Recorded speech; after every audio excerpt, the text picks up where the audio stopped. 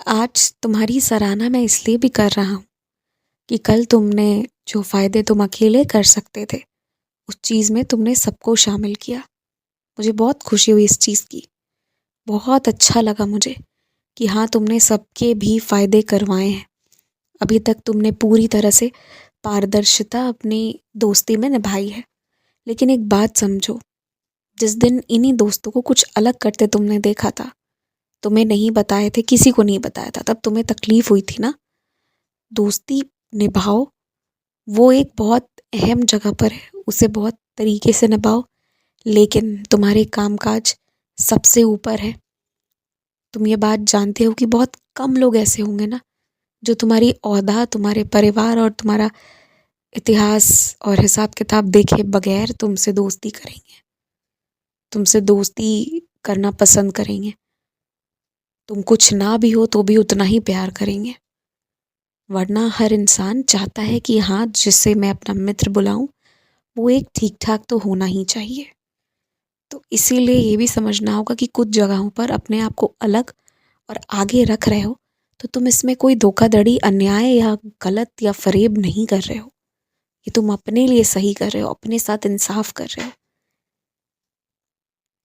और जब तुम सबके लिए इतना मेहनत कर रहे हो, तो अपने लिए थोड़ा ज़्यादा मेहनत करके थोड़ा अलग तो अपने आप को तुमने बनाना ही होगा। इसमें कोई गलत बात नहीं है, बल्कि ये अच्छी बात होगी, मुझे भी बहुत खुशी मिलेगी।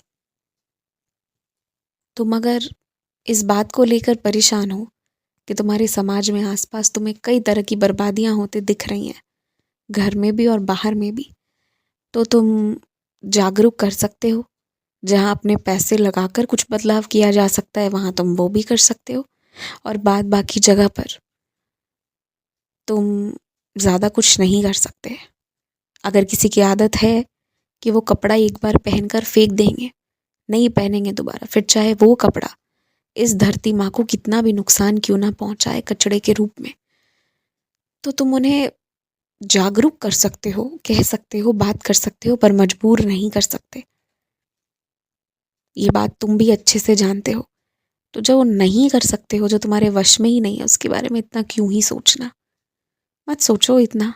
जो कर सकते हो, जो किया वो बहुत किया, और जो नहीं कर सकते कोई बात नहीं, जाने दो, उसको लेकर ज़्यादा मत सोचो। किसी और के लिए नहीं तो अपने लिए हर काम को करने का आदत तो हर इंसान को होना ही चाहिए, कि खुद से हम खुद की जिम्मेदारी उठा पाए। अगर घर में कोई खाना पका दे, वो बड़ा है, छोटा है, कुछ भी है, तो ये कोई गलत बात नहीं है। पर हाँ, एक व्यक्ति पर पूरी जिम्मेदारी नहीं आनी चाहिए।